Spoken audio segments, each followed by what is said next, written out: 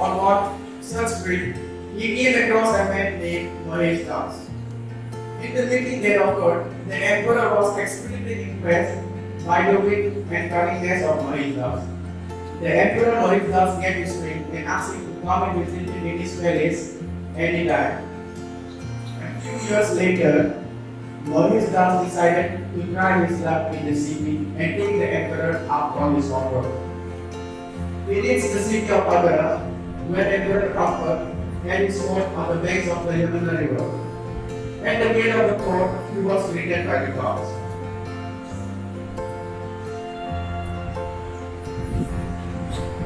The guard looked at him in his sin, as he was not that well dressed. He asked him where he was going and what he wanted. In the beginning, he was reluctant to let him go, but when Maurice showed him the ring, which was given to him by the emperor,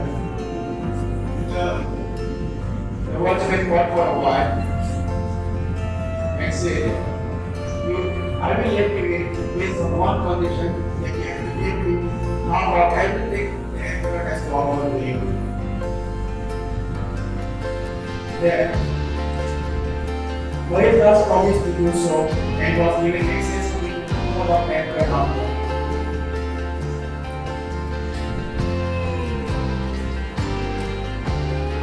He bore to the emperor as to get him and showed him the ring.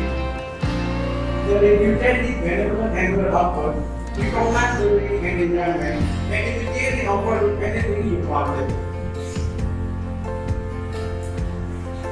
The young man thought for a while and asked the emperor for 50 lashes of wood on his bare back. The emperor was amazed, but he knew that Mauritius was a very astute, smart, and very young man. He asked him for his reason for why he asked for such a weird wish. Mauritius revealed to the emperor that the deal he had made with the god outside the court.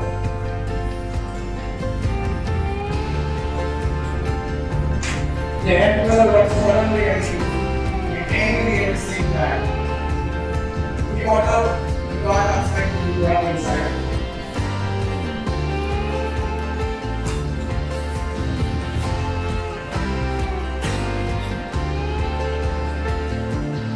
He ordered his soldiers to bring him away, and they brought him with 50 lashes of whip on his bare back. He rewarded Mauritius by including him in his court and giving him all the comforts he could ever desire. He also bestowed upon him the name we all know today, Birbal.